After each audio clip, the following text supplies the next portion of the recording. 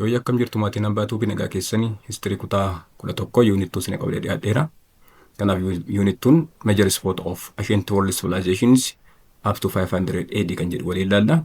Asirratti guyyaa har'aatiif kan laallu part 1 ancient civilizations of Africa kan jedhu jalatti you will learn about ancient Egyptian civilization and ancient Kush or Meroe civilization. So unit 2 about civilization, the major ancient world civilizations. Under this unit, you will learn about African civilization, you will learn about Asian civilization. And Asian civilization, we will discuss about ancient Mesopotamian civilization, you will learn about Assyrian, Babylonian Empire, as well as Indian and China civilization. Again, you learn about European civilizations. Under European civilization, we will discuss about ancient Greek and ancient Roman civilization. Finally, you will learn about the introduction of the rise of Christianity, the emergence of Christianity in the 1st century AD. And for today, we will discuss about ancient civilizations of Africa. Under this unit, you will learn about ancient Egyptian civilization. Before that, by the end of this unit, you will be able to explain how the major civilizations arose and fell, compare and contrast achievement of major civilizations of the world, describe change and that Christianity brought to human outlook. Kana facility objective in unity kana. Explain how the major civilizations arose and fell.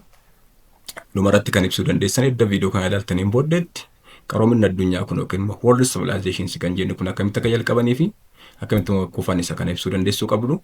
Compare and contrast achievement of major civilizations of the world. Kan biraa erga video kana ilaaltaniin booddeetti immoo qaroominoota addunyaa kana gubbaa jira waliin madaaltu. You will compare the Mesopotamian civilization with ancient Egyptian civilization. Then you will identify different similarities and the differences among these civilizations. Finally, describe changes that Christianity brought to the human outlook. Dhumarratti immoo maal ibsuu qabdu? Amantiin kiristaanaa jijjiiramani sammuu namaa keessatti fide isa kanam ilaalla waan ta'eef kallattiidha nama parte 1 ancient African civilization kan jedhu keessatti introduction part gaafa laallu Neolithic agricultural revolution was the major factor for the emergence of ancient civilization. You under unit 1 we have discussed about the Neolithic revolution or revolution during the New Stone Age, sometimes known as agricultural revolution. So Neolithic revolution or agricultural revolution was the major factor for the emergence of ancient civilizations. Keessayyuu dhalli namaa qonna jalqabuunsaa sababa jalqaba qaroominaatiif inni guddaan isa kana. Kanaafi Neolithic revolution kun it indicate about the beginning of agriculture. Agriculture started, then human society began to settle common area and they began to practice sedentary way of life because of the beginning of agriculture. So in that case civilization started. Kanaafi sababni guddaan qaroomina keela bu'ee guddaa kan taphatee maanni agriculture revolution or Neolithic revolution kan jennuun sanaadha. So the second one, the major common features of early civilization were organized government. Keessayyuu statein duratti kun amala yookiin civilization kun African civilization, the world European civilization, Mesopotamian, Asian civilization and other civilizations. What makes similar features of early civilization were organized government.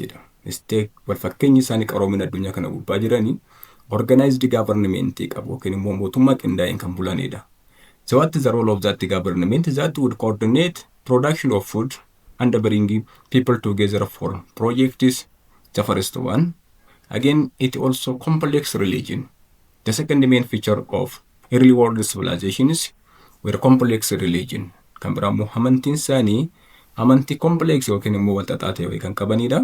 Keessayyuu based on indigenous somewhat religion, again based on the worshipping of different gods and the goddesses in the world, especially polytheistic isaan kun baay'een isaanii complex religion.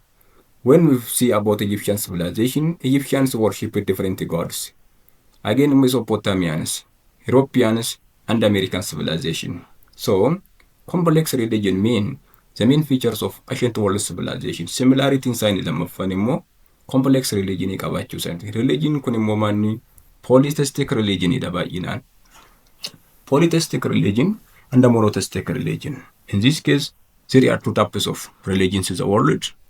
The first one, monotheistic religion. Mono, that means monotheistic when you say worshipping one God. Waaqa tokko qofa itti amanuu maal jedhama? Monotheistic jedhama. Again, polytheistic gaafa jennu poly mean more than one. So worshipping more than one God at the same time, this means polytheistic religion. So the main feature of ancient world civilization, what makes similar civilization of the world, complex religion mostly based on polytheistic religion. That means worshipping more than one God. These are the main feature of the world civilization, especially common civilization. The common feature of civilizations of the world is specialization of work. Kamera maaliin beekamu specialization of work jedha. Kanaaf some of them were specialized in metal working. Others also based on handicrafts and others. Because of this, the main common feature of world civilization, specialization of work, these are the main feature. The fourth one, social classes. Uummanni isaanii immoo qoqqoodamsa mataa isaanii qabu. For example, Egyptian society divided into different social classes. Again, European civilization, Greek or Roman civilization people divide into different social classes. So, social class also the fourth main feature of ancient world civilization, divide into upper and lower classes as common. Oregon, upper privilege, lower privilege kan jedhu bakka lamatti qoodamu waan ta'eef isaan kana. In arfaffan state civilization addunyaa kana wal fakkeessan social classes in jiraachuu isaaniiti. Keessaa their societies divide into different social class. As example, divide into upper and lower classes. The fifth and the last common feature of ancient world civilization, art and architecture jedhamee beekamu. For example, ancient Egyptians known by architecture, art and architecture, especially construction of pyramid. Mesopotamia also known by what we can say different castles, or when we say religious centers. Again, Babylon also known by construction of Babylonian wall. Again, Americans known by civilization known by constructions. That means art and architecture also the main feature of ancient world civilization that express the talent, belief, and value of the people of who created them. Kanaafi common world civilization kan discuss gochuuf deemuun duratti amala gurguddoo shantu wal fakkeessa. Ancient world civilization kan jennu yookiin immoo early civilization sin kun 5 common features qabu. Organized government qabu, complex religion qabu, specialization of work jira, social class jira, art and architecture jira. Isaan kun civilization addunyaa kana gubbaa jiran warri wal fakkeessan kan arfanii.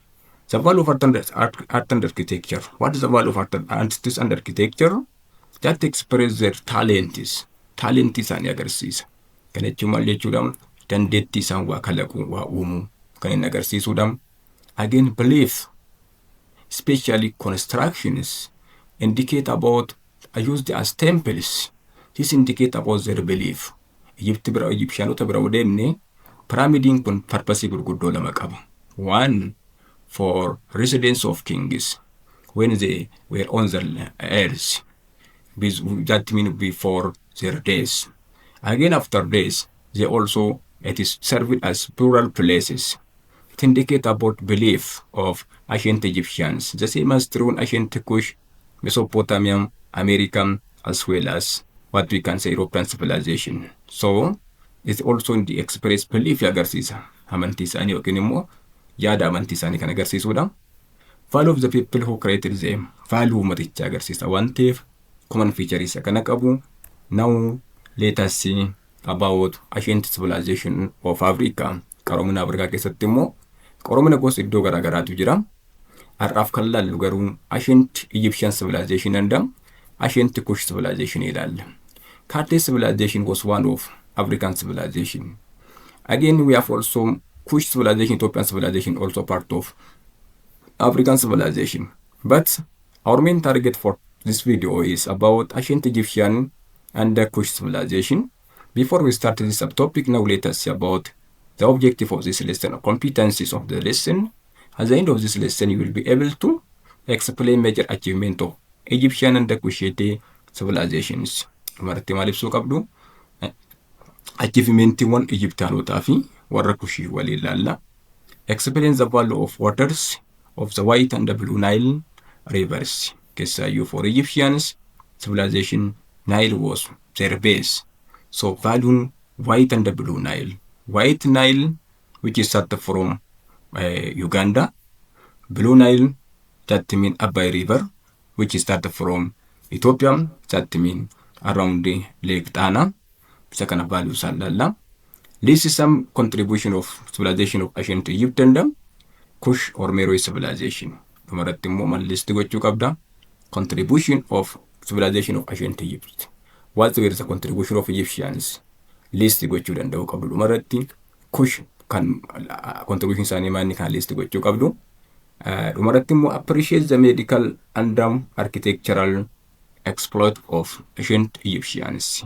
Egyptianonni medicalidhaan beekamu. Keessa mummification kan jennu kanaan beekamu. Architectureidhaan beekamu. Construction of pyramid kanaan beekamu waan ta'eef isa kana appreciate gochuutu irra jiraatedha. Now let us see about ancient Egyptian civilization.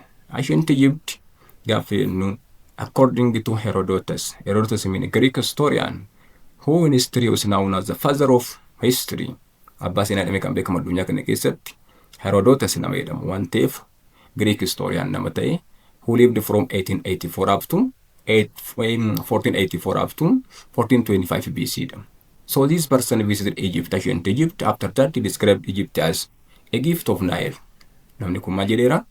Egypt is the gift of Nile jedhe. What does it mean? Egypt is the gift of Nile. Gaafa jennu Egyptians could not survive without Nile Delta and the Nile River.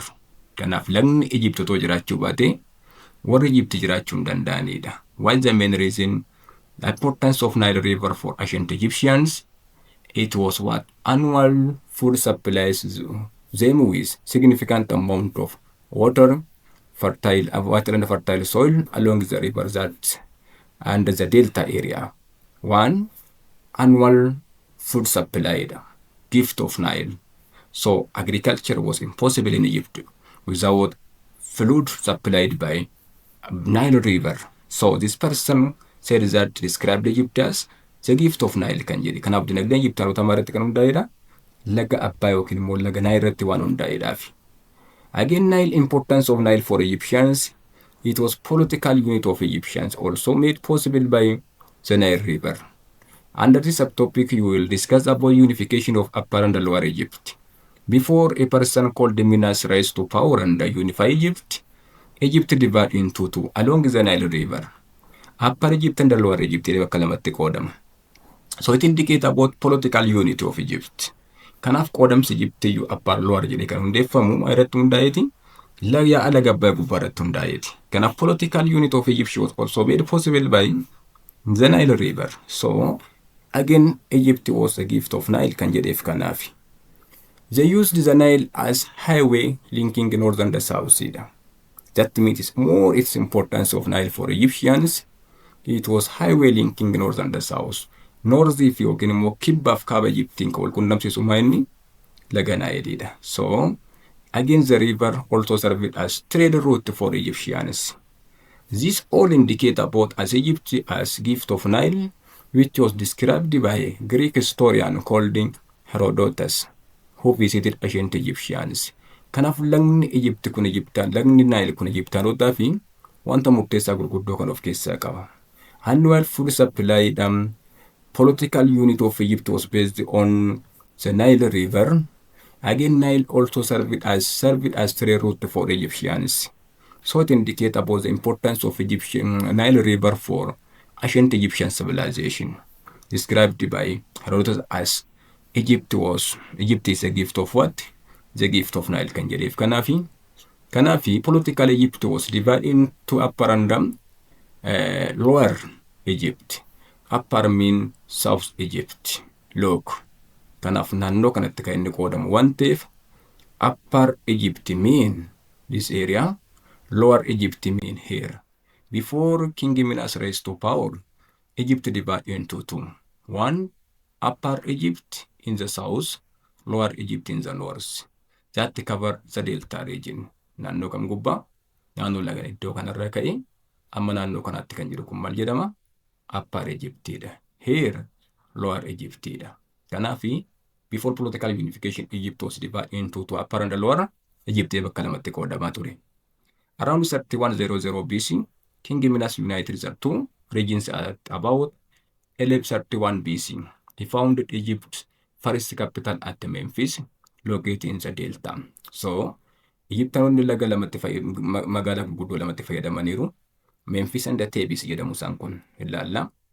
Memphis mean political center of ancient Egyptians during the old and middle kingdom jedhamee bakka lamatti sadiitti qoodamu waan ta'eef. So, a person called the King Minas was a person united Upper and Lower Egypt. Before him, Egypt was divided into two Upper and Lower Egypt bakka lamatti qoodamu. Upper Egypt means South Egypt. Lower Egypt means North Egypt. So this division, political division, finally united by King Minas. United the two regions at about 3100 BC. He founded Egypt's first capital at Memphis, located in the Delta. Kanaaf naannoo kanatti kan argamutti namni kun Valley of the Kings kan jedhu naannoo kanarraa kaaseeti kan inni bulchaa ture waan ta'eef magaala Egyptii walumaa galatti Memphis here bakka lamatti qoodamanii bulaa turan. Kanaaf Upper and Lower Egyptidha, but united by King Minas. History of ancient Egypt was divided into three main periods. Seenaa warra Egypt gaafa ilaallu immoo bakka gurguddoo sadiitti qoodamu. The Old Kingdom, Middle Kingdom and New Kingdom jedhamee bakka sadiitti qoodamu. The Old Kingdom mean 2686 BC to 2181 BC kan ta'edha. The Old Kingdom. Middle Kingdom, that mean from 2040 to 1730 BC. And the New Kingdom from 1550 up to 1080 BC. Kanaaf bara 26 86 BC irraa kaasee 21 kan jiru maal jedhama? The Old Kingdomidha. Middle Kingdom immoo bara 2040 irraa kaasee bara 1730 BC keessatti before Christ. The New Kingdom immoo bara 1550 kaasee bara 1080 BC dha. Egyptian history divided into three important periods: Old, New, and the Middle Kingdoms. Again, between these kingdoms, there were first and the second intermediate period. That means between the Old and the Middle Kingdom, the first intermediate. For example, from 2686 BC to 2181, is known as Old Kingdom. Kanaaf intermediate bara bulchiinsa kun addaan cite jechuudha. Keessaa 21 kaasee hanga 40tti inni kun first intermediate jedhama. Lammaffaan Middle Kingdom immoo sarara qaamu 20 up to 40, 2040 up to 1730 BC dha. Second Kingdom, second intermediate kan jennu immoo bara 1730 kaasee hanga bara 1550tti. Kana jechuun that means the rule of Egyptians somewhat interrupted. This indicate the first and second intermediate. Walumaa galatti seenaa Egyptianota bakka sadiitti qoodama. Old Kingdom, Middle and New Kingdom jedhamanii bakka sadiitti qoodamu. Inni kun immoo maal jedhama? First intermediate dha. Intermediate gidduu kana jiru. First and second gidduu kan jiru first intermediate jedhama. Intermediate Middle and New Kingdom gidduu maal jedhama? Second intermediate jedhama. Kanaaf three periods and the two intermediates. History of Egyptians. Total Egypt was ruled by 31 dynasties of indigenous rulers in Egypt. There were a total 31 dynasties of indigenous rulers in Egypt. Kanaaf dynasty gurguddoo 31tu Egyptian bulchaa walaba. This indicate about political history of ancient Egyptians. Again, foreign invention in Egypt. After New Kingdom, indigenous rule ended in Egypt with the final Persian conquest of in 1343 BC. Egypt immoo deebi'ee eenyuun qabatamteetti? Pershiyaanotaan qabatamteetti. 343 BC keessatti. This indicate foreign invention in Egypt. After the New Kingdom indigenous rule ended in Egypt with the final Persian conquest of 1848, Egypt was conquered by Persians 343 BC. Again, Alexander the Great of Egypt. Alexander the Great conquered Egypt from Persia around 332 BC. This means external invention of Egyptians. Again, Macedonian Greek ruler continued until Egypt became part of Roman Empire in 330 BC. Walumaa galatti meeshaa qabate jechuudha. Egyptiin biyyoota gurguddoo sadii qabateera. Pershiyaanonni qabataniiru. Keessaa Alexander the Great deebi'ee qabateera. Pershiyaanota keessaa. Maqadooniyaa Greek warri jedhaman. Greek Maqadooniyaa from Greek jechuudha. They also conquered Egypt around until it was conquered by Roman 330 BC. Sadaffan mi'uudha jechuudha. Roomaanota. Kanaaf Egyptiin kan qabate external invasion kan jennu iddoo sadiirraa dhufe Pershiyaanota, Maqadooniyaanotaadhaa fi Roomaanota qabate waan ta'eef history of Egyptians somewhat dominated by foreign invaders who came from Persia, Macedonia as well as Roman Empire. This means about foreign invasion in Egypt. Administration of Egypt. Egyptian kings played a key role in government and religion. That means Egyptian kings had or pharaohs had two important or double power at the same time. First of all, they were the leader of, politically the leader of Egyptians. Again, they also really leader of religion. Kanaaf Egyptian kings played a role in government and religion kan jennuuf kanaaf. Egyptian immoo maalitti amanu? They believe each pharaoh as God. Pharaoh was a god for Egyptians. Pharaohn gaafa jennu immoo pharaoh mean Hebrew word jecha afaan Ibrootaati. Maal jechuudhaan great house jechuudha. Egyptian kings pharaoh meaning great house. Kanaaf pharaoh gaafa jennu jecha afaan Ibrootaati. Hebrew word. This meaning is what? Great house mana guddaadha. Great house mean to indicate about pyramid of ancient Egyptians. Kanaaf Egyptians believed Pharaoh was a god. Egyptaanotaaf Pharaohn isaanii maalidha jechuudha? Waaqa isaaniiti. Kings of Egyptians known as Pharaoh. What does Pharaoh mean? This meaning is great house. Great house indicate about pyramid. Pyramid when you say where the kings also reside when they were on the land as well as after their death. It was plural place for the Egyptian kings. Great house, pyramid of Egyptians, which indicate the civilization of ancient Egyptians. So he held absolute power, owning and ruling all the land in the kingdom. Namni kun absolute pharaoh, absolute power qaba. Unlimited power qabu isaan kun. They were seen as human as well as divine. Tokko maal jedhame yaamamu? Akka namaatti ilaalamu, akka immoo uumaatti ilaalamu. God for Egyptians. They were seen as human as well as divine. That the history of Egyptian kings. Pharaoh bifa lama qabu Egyptaanota biratti. Tokko nama lammaffaa immoo divine yookiin immoo humna waaqummaa warra qabanidha yookiin akka waaqaatti ilaalamu. Administration Egyptians looks like this one. Religion of Egyptians. Ancient Egyptians believe in life after death. Egyptians believed in life after death. That means they believe as there is life after death. Warra Egypt maal jedhanii amanu? Du'aan booda jireenya jiraanii amanu. Du'aan booda jireenya jiraanii amanu. Kings would continue their function of keeping the land and the people safe even after they passed away. Keessaa mootonni Egyptaanotaa kun Pharaoh erga du'aniis otoo lubbuun jiraniis Egyptaanota eeguu itti amanu warra Egyptaanotaa. Kanaaf Egyptians believe in life after death. So kings would continue their function of keeping the land and the people safe even after they passed away. Erga du'anii booddeellee uummata sanaaf ni dhaabbatu ani amanu isaan kun. Second, Egyptians also worshipped many gods and goddesses. Gods gaafennu capital G and small g gidduu jira. Capital G, God gaafennu capital G uumaa kan ta'e. The creator of all living things and non-living things. We write by using capital G, God. God small g gaafennu immoo that mean what is sometimes known as not a supernatural force. Not the God which not created everything, including a human being.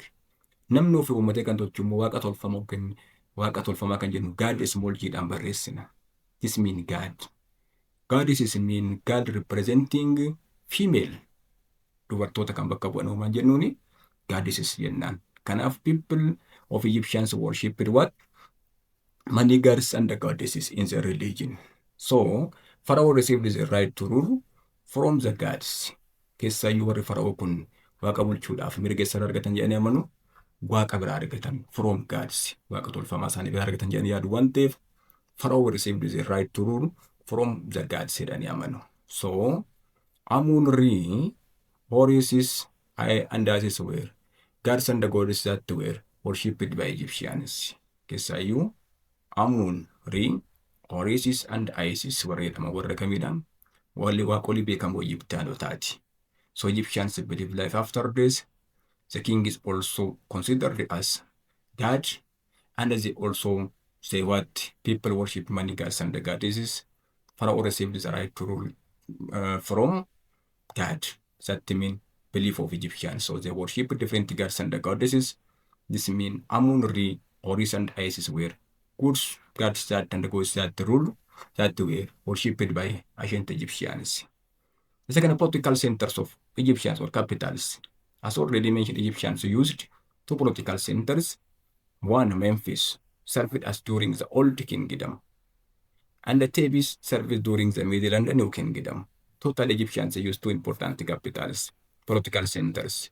One, Memphis kan jedhamu kana. Memphisin kun served during the Old Kingdom. Jalqaba jenne gara oliitti history of Egyptians divided into three: Old Kingdom, New Kingdom, and the Middle Kingdom. Again, during the Old Kingdom, Memphis was the capital of Egyptians. During the New and the Middle Kingdom, Thebes served as the political center of Egyptians. Kana walumagatti Egyptaanonni magaalaa gurguddoo lama kana fayyadaman. Memphis and the Thebes kan jennu kana. So Thebes served during the Middle and the New Kingdom. The government officials kan biraa kan laallu. Government officials when you say Pharaoh at the top of the social pyramid. Kana gubbaatti maal arganna? The social pyramid hierarchy of Egyptians, social hierarchy of Egyptians. At the top of social pyramid there was Pharaoh. Took pride in what? In preserving justice and order in Egyptians. Maal isaan kun warra tasgabbiif nagaa eegan Egypt keessatti ibaadamu isaan kana. The second, visitors, officials, chief minister warra ta'an. They supervise the business of the government. Hojiin isaanii maanni? Visitors kan jennu chief ministers warra ta'an. In English, their main duty was to supervise the business of the government. This means official of ancient Egyptians. At the top, there was Pharaoh. Under Pharaoh, a vizier. Vizier means similar to chief minister. That the role of Pharaoh was took pride of in preserving justice and order. That of vizier also to supervise the business of the government. That means the officials in ancient Egyptians. Again, under viziers, various departments looked after such matters as tax collection, farming, and all important irrigation system. Kanaaf under viziers there are also various departments. Hojiin isaanii immoo wanta gurguddoo kana sadani. Tax collection, farming, and the all important irrigation system. The duty of various departments and Egyptian officials. Again, scribes that mean carried out viziers' fund instruction. Isaan kun immoo scribes warra jedhaman warra waan tokko tokko barreessan. Isaan kun immoo carried out the viziers' instruction. Ajaja warra vizier chief ministeri kan fudhatan isaan kun maal jedhamu? Scribes jedhamu. Under that, nomarchi arganna. Nomarchi mean governors of nomes. Nomes mean provinces jechuudha. Kanaafi Egyptian officials kun bakka shanitti qoodamu. At the top of social pyramid, there was Pharaoh. Under Pharaoh, viziers. Under viziers, various departments. Under various departments, scribes. Under nomarch. Nomarch mean at the low level of the social pyramid, especially administrative hierarchy of Egyptians. This indicates governors of nomes. Nomes mean in English provinces jechuudha. Kanaaf isa kanam this indicates about administration of ancient Egyptians, officials, hierarchy of Egyptian officials in ancient Egyptian civilization. Again, now let us see about hierarchy of social classes. As you know, the main common feature of ancient world civilization, there was social classes. Social classes that means society divided into upper and lower classes. Jalqaba introduction bartikatti kalaalle kanaadha. Kanaafi when we come to Egyptian social classes, hierarchy of social class of Egyptians, at the top of the social pyramid, there was Pharaoh, at the top of the social ladder. That means akka olaanaatti kan argamu gubbaatti maa'inni Pharaoh warra jedhamanidha. Under Pharaoh, government officials and religious leaders jiru. Next to Pharaoh. Ittaanee maaltu jira? Government officials. Kan dura dubbanne viziers. scribes, nomarch kan jennu kana. Various departments warra ta'an under Pharaoh, under religious leaders. Isaan kan arganna. The class of merchants, scribes and artisans. They provided service for rich and powerful. Kanaaf isaan kun immoo at the bottom of social class, there were also merchants, scribes, and artisans. They provide service for the rich and the powerful Egyptian leaders. Kanaaf indicate about social hierarchy of ancient Egyptians. Again, peasants at the bottom of social class, who made up of majority of Egyptian society. Ammas immoo gargaritti kan argannu social pyramid peasants arganna. Foundation of ammoo slaves. They provide free labor service for various kinds, and they were also backbone of the economy of ancient Egyptians. So, Egyptian society divided into 5 social classes. When you see the Egyptian hierarchy, social hierarchy kana gaafa laallu bakka shanitti qoodamu isaan. At the top, Pharaoh, under Pharaoh, government officials, the government officials, the leaders, there is also merchants, artisans, scribes, again peasants, and the slaves. They provide free service for what? For various kinds of, and as a backbone of economy. Peasants is the majority in ancient Egyptians. Kanaaf inni kun maal agarsiisa? Heer Pharaoh. Pharaoh jira iddoo kana. Government officials, nobles and priests warra ta'antu jira. As immoo soldiers jira. Scribes warra jedhamantu jira. Merchants, Itoophiyaa keessatti isaan kun maal jedhamu? Chroniclers jedhamu yeroo baay'ee. In Ethiopia, chroniclers. Those who wrote the history of kings. The same as ancient Egyptians. Again, merchants, daldaltoota jira.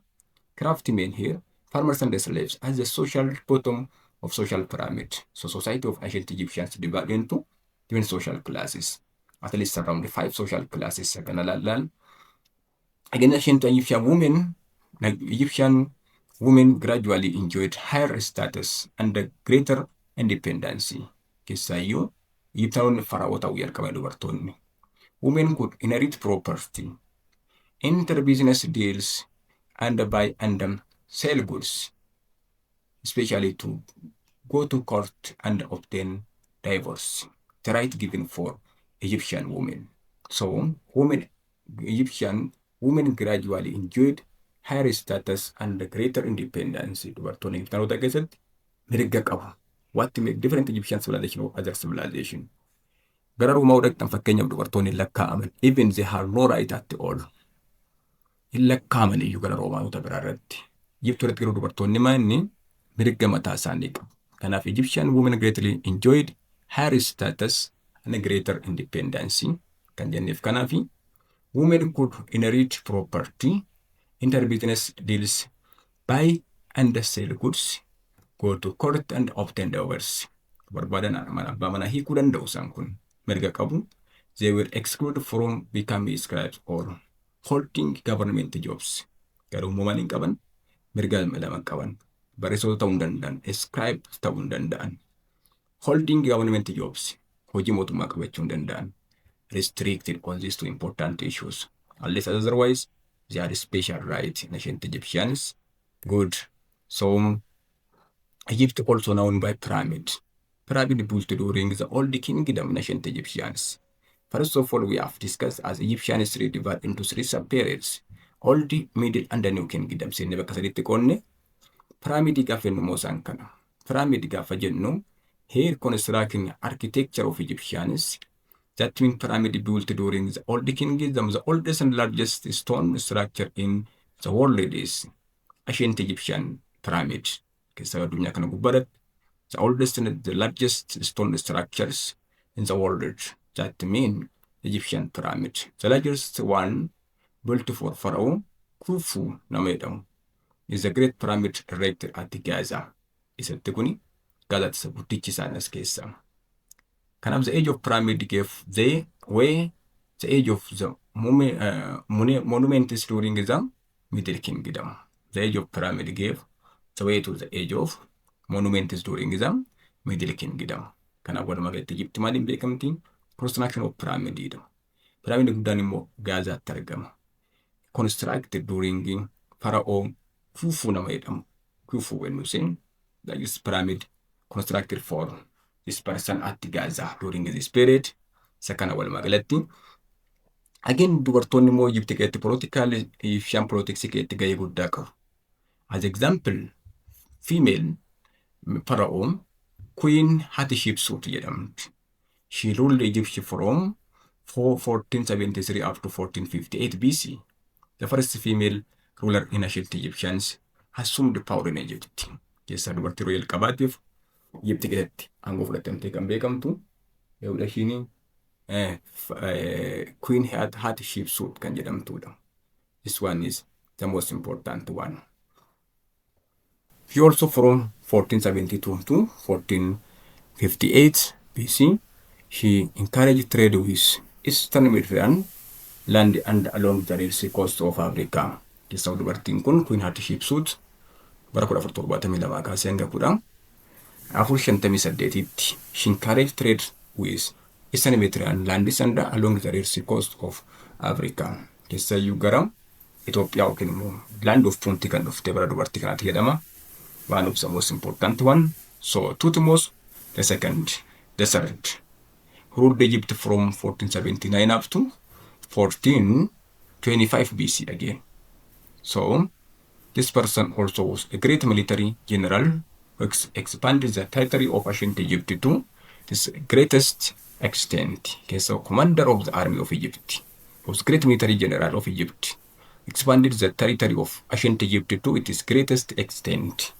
Keessaa namni kun kan garbi Palestine, Syria, Kush or Nubia in the south. Nama kana bara Egypt baram Palestine, Syria, Kush or Nubia kana ishiin qabatte during the commander of the army called Thutmose the third nama jedhamu keessatti. So ancient Egyptian contributions as a last architecture idhaan beekamu construction of pyramid, writing system called hieroglyphics. Egyptians used pictographic form of writing called hieroglyphics idhaan beekamu. They also known by medicine, especially Egyptians in the world known by mummification. Mummification gaafa jennu the meat is a preserved dead body. Keessaa mala wanta dhufe tokko hin tursiisan maal qabu mummification kan jedhu qabu. Isaan kuni Egyptians known by mathematics idhaan beekamu. Mathematics, calendar, irrigation, agriculture mean contribution of ancient Egyptians. Kanaaf Egyptanoonni kan isaan ittiin beekaman contribution gumaachisa addunyaaf gumaacha manni architecture idha. Writing system called hieroglyphics, medicine, mathematics, calendar, irrigation, and agriculture. About Egyptian civilization. Kind of decline of ancient Egypt. After 1100 BC, the power of Egypt gradually declined. Keessaa bara 11 BC irraa kaasee hangora Egyptanoota kan itti kufaa turedha. Finally, Egyptians invaded by Assyrians, Persians, conquered the Nile region. So 332 BC, the last Egyptian dynasty ended as Greek to control. Kanaaf bara 832tti warri Giriikota dhufanii Maqadooniyaa kan ture jenne gubbaatti. Invasion of Egyptians 832tti dhufanii qabatan isaan kana. Finally, in 30 BC, Egypt had become the Roman province. This indicates the final decline of ancient Egyptians. Hangoon sana garuu kufuun dadhabee jalqabee 1000 BC irraa kaaseeti. The power of Egypt gradually declined around 1100 BC before Christ. Especially invaders such as Assyrians, Persians conquered the Nile region. Around 332 BC, the last Egyptian dynasty ended as Greek took control. Finally, in 30 BC, Sodoma BC keessatti immoo Egypt had become a Roman province. This indicates the decline of ancient Egyptian civilization. So, the second subtopic under this video is ancient Kush or Meroe. Kush or Meroe. Kush and the Meroe mean the same civilization, sometimes known as Nubia civilization jedhama. Yookaan immoo Kush or Meroe civilization jedhama. But the same. So Kush existed from 200 up to 350 AD. Kush civilization kan inni jiraate kan inni ture waggaa 2000 BC kaasee hanga bara 350 AD. So Nubia extended from the southern boundary of Egypt southward to include present-day Sudan. Nubia lafti jedhu kun maalisa qabata. Geographical location of Nubia extended from southern boundary of Egypt southward to include present-day Nubia. naannoo daangaa Egypt irraa kaatee southern boundary of Egypt irraa kaasee hanga present day Sudaanitti kan ture maal jedhama? The land of Nubia. So on the land of Nubia there was ancient Kush or Meroe civilization. Kunis kan inni jiraate 2000 have to 3000 AD 2000 BC irraa kaasee hanga 3000 AD after Christ irraa kaasee kan jiru waan ta'eef this mean Egyptian Kush civilization, also another civilization in Africa. Nubia was divided into upper and lower areas and lived along what? The Nile, similar to Egyptian civilization and ancient Kush civilization.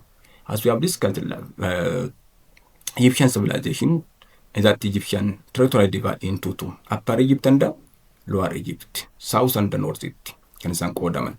The same as through Egyptians. In Nubia. Nubia was divided into upper and lower areas. They lived along the Nile River.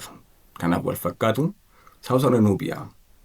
This climate that provide greater moisture meant farming was not limited to the Nile Valley. Keessa ugarroo Southern Nubia kan jennu naannoo lafa jiidhinsa qabudha.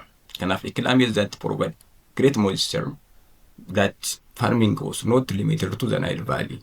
What make different Kush civilization from ancient Egyptian civilization? The Egyptian civilization highly based on what? Nile River. But southern part of Nubia also, that in it also not limited to Nile Valley. Kanafi, Egypt conquered the Kush in the 1500 BC. Kanafi turn from the Kush in Kankabatani, and number operation 00 Keseti. They ruled Egyptians for a moment. So they had been agricultural and technological relationship between Egypt and the Kush. Keessa Egypt fi Kush gidduu moo walitti dhufeenya to technological and relationship band as well as cultural relationship between Egypt and ancient Kush. So Egypt influenced the art and architecture of Nubian region. So Nubians also worshipped some of gods of ancient Egyptians because of the invention. Because Kush was invaded by Egyptians around 1500 BC. Kanaaf cultural relationship qabu, technological relationship qabu. That influenced by Egyptian invention. Again, Egypt influenced the art and architecture of Nubian region. The Nubians also worshipped some of the gods of Egyptians because the Nubians were under the occupation or under the conquest of Egyptians around 1500 BC. So this one is relation between Egyptians. So they also adopted customs and the clothing style of Egyptians because of invention again. What is the impact of invention of ancient Egyptians? Invention of Kush. Again, the Kushites also adopted this custom and clothing style of Egyptians again. They also brought back royal rituals and the hieroglyph writing system to Kush. They also adopted Egyptian pyramid again. Look, pyramid in ancient Kush and the pyramid in ancient Egyptians similarities. Wal fakkeenya qabu. Kanafi adopt customs and the clothing style of Egyptians. They also brought back that in Egyptians, royal rituals and the hieroglyphic writing system to Kush. Kush also adopted Egyptian pyramid. This indicates the relation between Egyptians and the ancient Kush civilization. In the case of Egyptians, women played an important, in the ancient Kush, women played an important role as queens, similar to Egyptians. Kanaaf Kush also rose to power in 700 BC. Keessayyuu Kush kan jettu maqaa dubartiitii jedhama. Dubartiin Kush jedhamtu aangootuwwan ulaftu kun immoo Kush or Meroe civilization kan jedhamuuf sababii kanaatiif waan ta'eef keessa Kush rose to power in 700 BC. Women played an important roles as queens. Here, in this case, Kush rose to power in 700 BC. The Nubian kingdom of Kush also conquered all upper and lower Egyptians. Egypt. Deebi'ee immoo bara 750 irraa kaasee taraa isaanii immoo dhaqanii dabaree isaanii dhaqanii warra Nubiyoota immoo dhaqanii Egyptiin qabatan. Around 1500, Kush invaded by Egyptians. Again, around 750 up to 670 AD, Egyptians also invaded by Kush. In their turn, they also conquered the land of Egyptians. First of all, we have mentioned about the ancient Egyptians as they ruled under 31 dynasties. From 31 dynasties, 25th dynasty was the rule of Kush on the land of Egyptians. Then at that time they ruled from Napata jedhama waan ta'eef isa kana Nubian kingdom of Kush conquered all upper and lower Egypt around 750 AD up to 670 AD dhan kun for 80 years. Naannoo waggaa 80 fi kanaaf Kush or Penkei, that mean the Kushite king attacked Egyptian city of Memphis. Keessayyuu namni Penkei namni jedhamu kun nama dhaqee magaalaa Egyptii Memphis kana kan barbadeessu yookiin immoo kan rukutedha namni kun. Then they invaded ancient Egyptians under Penki nama jedhamu bara 751 BC'tti. This indicates the invention of ancient Egyptian and Kush of ancient Egyptians in Egyptian history. So the two periods make up history of Kush. The first period, second period. First period when Napata was the capital during the first period. Second period with the Meroe was the capital during the second period. Yes, you seenaan Egyptaa bakka sadiitti qoodamaa jenne. Old Kingdom, Middle and the New Kingdom. Jenne bakka sadiitti qoodna. When we come to history of ancient Kush or Meroe, divide into the first period and the second period jenne bakka lamatti qoodna. Napata was the capital of ancient Kush during the first period. Second period when Meroe also was the capital during the second period. Similar to ancient Egyptians, the Kush also used two important capitals. Egyptians used Memphis and Thebes. Egyptians, the Kush also used Napata and Meroe as their capitals. The two capitals used by Kush also these two important capitals. Again, Penkedra in Egypt and the Kush and established Egypt's 25th dynasty. Penkenamena united Egypt and the Kush. Bulchiinsa warra Kush Egypt keetti maal jedhama 25th dynasty jedhama jedheera jalqabarratti. Kanaafi Penkenam jedhamu kuni who united Egypt and the Kush and established Egypt's 25th dynasty. This one is the most important one. So Nubia was rich in goods that were scarce in Egypt, like ivory, animal skins, timber, and minerals. There was also a relation between ancient Egyptians and the Kush. Kanaaf warri Kush immoo warra Egyptiin qabne ni qabu. Ivory ilkaan arbaa, animal skin kan jennu gogaa bineensotaadhaa fi timber and minerals. Isa kaanii qabu waan ta'eef walumaa galatti this led to a lively trade along the Nile. Because of that, Egyptians came to the land of Kush to get that trade items like ivory, animal skin, timber, and minerals. This one is the most important one. So 590 BC, Meroe took the place of Napata as capital. First of all, the first period, Napata was the capital of Kush.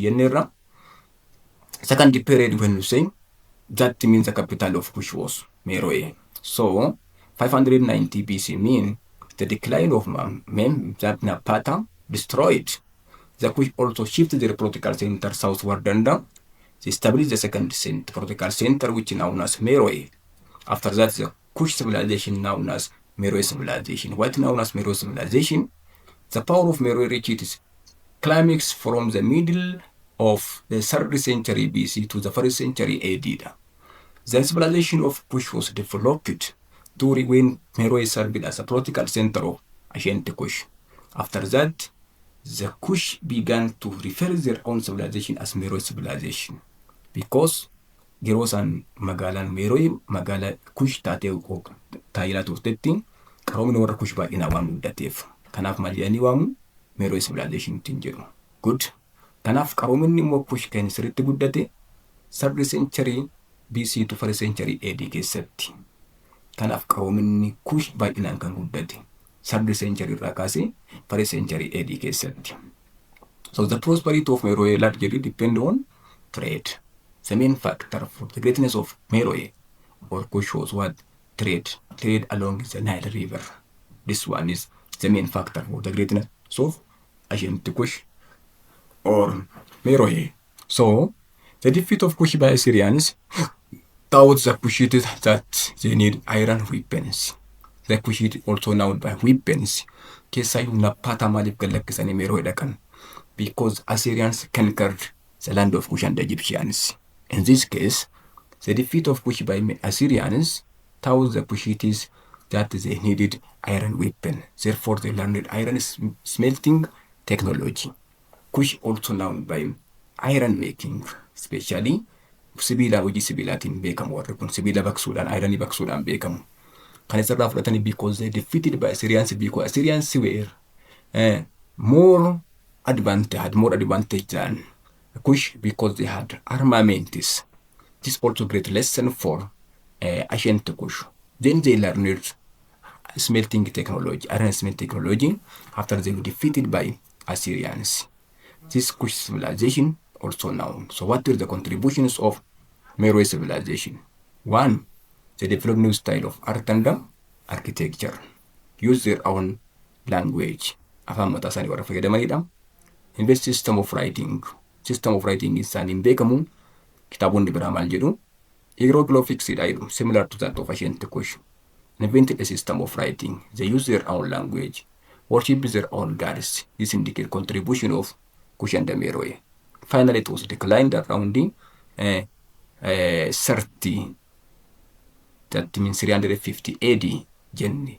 Jalqaba isarraa kaaseera 2000 BC up to 3050 AD.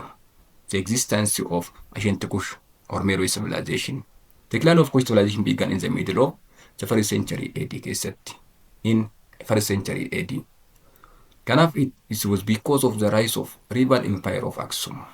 Mootummaa Itoophiyaa keessaa Aksum gaafa ka'u faallaa walitti waan ta'eef the decline of Kush also meets main cause the rise of Aksum empire in Ethiopian history, in the history of Horn of Africa. So the Aksumite king called Izana invaded Meroe, whose army also sank and burned with Meroe.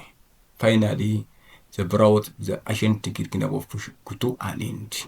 Keessayyuu mootiin Izana jedhamu the Aksumite king kan ta'e dhaqee lafa warra Meroe kana keessa magaalaa Meroe kana ni barbadeesse ni gubee jedhama.